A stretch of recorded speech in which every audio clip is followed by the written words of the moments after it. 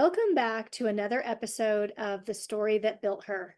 Today I'm talking with Tanya, and we're going to hear what led her to this place in her life and business.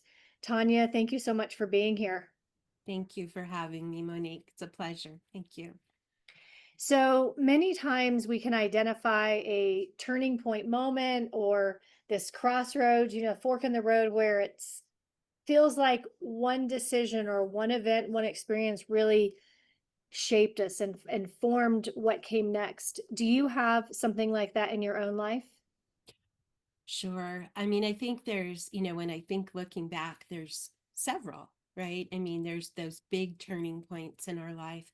One of the very first ones I had was I was on this track skate. I was a figure skater, and I Mhm. was on this track to audition and get into one of the big shows. And I had hurt my back. I was probably about 18, 19 years old. Injured my back. So I went through some rehab training and getting my back and everything, healing. And I was on a treadmill in a gym, walking and exercising. And I looked across the gym and there was a group exercise room.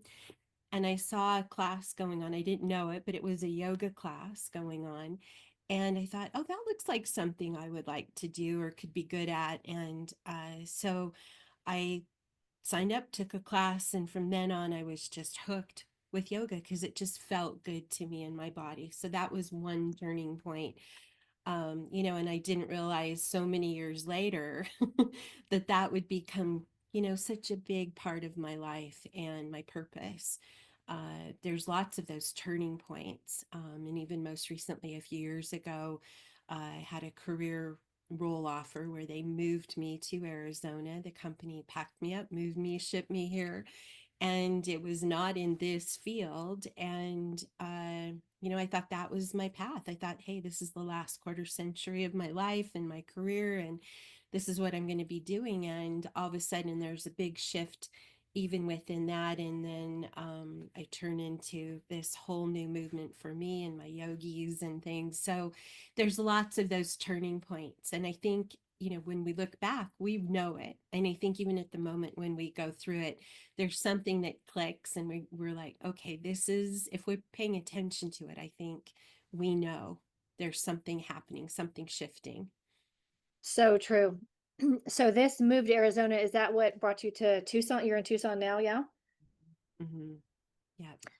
Yeah, I always am fascinated by how many people I meet who we have Tucson in common. Because when I came back to the US after living overseas in my 20s, I threw a dart at the map and it landed on Tucson. And that's where I moved and where I met Derek and where we started our business. And it's just like, one of those places. Right. So, what I love hearing from you is, life took you to a new place and you thought that was part of that career and that journey, and then more unfolded, and then you realize, oh no, there's more to this. So now that you're in Tucson and you're teaching yoga classes, yes. Yes. Yes. Yeah, tell me about the chair yoga in particular and what you love about that. What I really love about it is that it's so adaptable, right? For every body, every stage in life. And it's fun. When I moved here, I was teaching a regular yoga class. I'm in an over 55 community. I was teaching a regular yoga class. And some of those yogis asked me, would you teach a chair yoga class? Because there's a lot of people here I know would benefit. And I said, sure, I would love to. And they told me, we bet they won't let you teach one of these chair yoga classes because they've asked in the past. And I said, why not? And they said, well, their main goal is to sell properties. And if people coming through looking at this community see people sitting in chairs exercising, they'll think that old people live here. And my mouth literally dropped open, right? I started laughing. I'm like, old people do live here. I'm here, we don't have to be old over the hill, do nothing, but just that mindset, right? Yes. And it's turned into, those classes are more popular than my other yoga classes with the mat. It's Mm. just been phenomenal. And and not only are they full, but I'm learning from those yogis. that come to that. And it's not just for people that need to adapt. I mean, there's people that are working really hard on their balance, and I'm seeing that confidence come into those clients. And it's not an easy workout. The chair yoga is not an easy workout. It's just a prop. And so it's been a lot of fun. Been a lot of fun. So as you've went through your own journey as a yogi and as a teacher, what would you say is the one of the biggest gifts? Maybe there's one, two, or three that yoga and this lifestyle, this mentality has given you. I think it's really coming back to yourself, Mm. right? I mean, we're so affected by external things going on around us. And I think it's that ability to try, sometimes more successfully than others, but to self regulate and be able Mm. to tune in, connect with your breath, connect with what's important to you.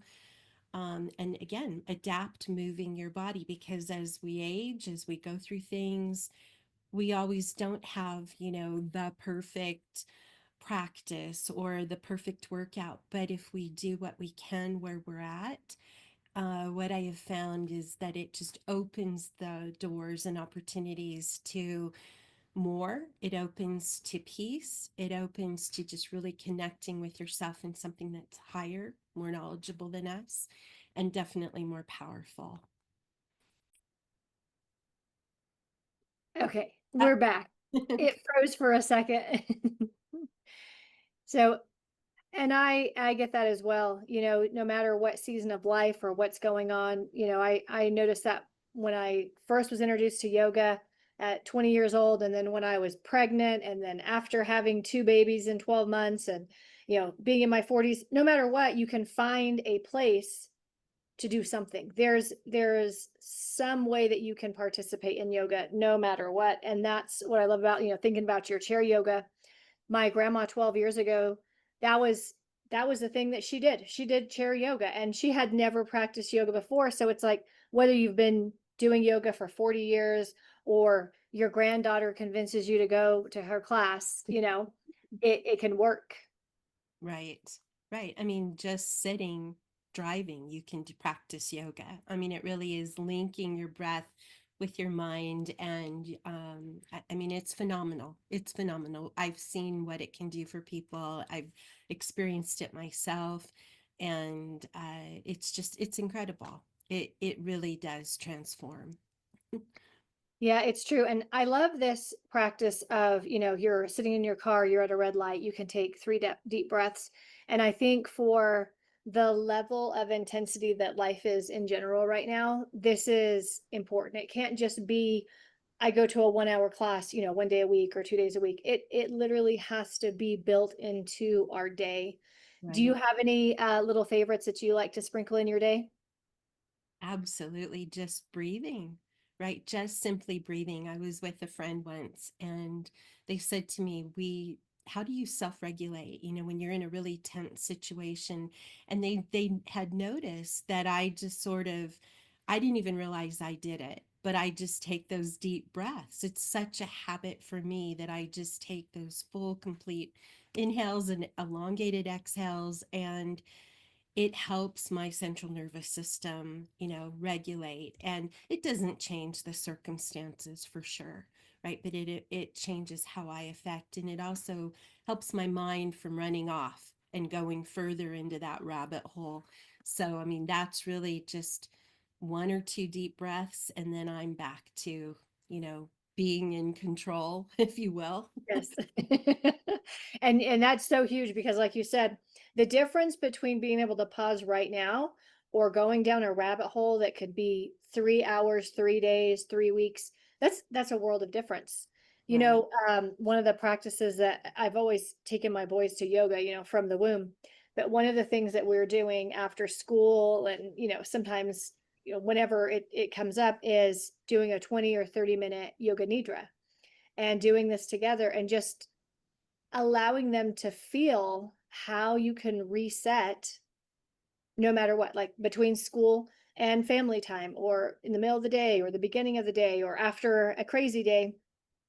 And just having the tools to go, like, I don't have to get carried away with life. Like, I don't have to go wherever, I don't have to react and respond Mhm. in the way that others are, or that feels like I have to. I can pause, Exactly. The slow down. pause is so important. I mean, even if it's just for 1 minute, that pause Yes. is really what allows you to stay grounded, kind of recalibrate, if you will, and it is important, the pause. It doesn't mean that you're soft or weak when you pause or slow down. It just means you're regrouping and yeah, it's so important. And I share with my class that I wish that everyone taking the class could view it from my perspective. When I Mhm. look out into that class and I see when people in the class just get into that place, that spot where they have brought themselves. No one does that for them. They do it themselves. And I mean, it's beautiful to see people in their 20s do it, people in their late 80s do it. I mean, teenagers. I mean, it's just, we all need it. It's a lifetime practice. It really is. Yeah, I'm sure you can see the difference from when they walk in and Hmm. when they walk out. Facial expressions, tension in the shoulders, just the whole presence. Yes. What can shift in a very short amount of time. Yes. And I mean, even you can hear the tone as I hear people leave the class. They're sharing with one another going out the door. Some are laughing, some are quiet but happy. I mean, and it's not just always about being happy, right? There's a release that comes from it. I mean, as you know, if you've practiced, you go through that final pose of Shavasana, and there is a release of emotions and a freedom that comes from that.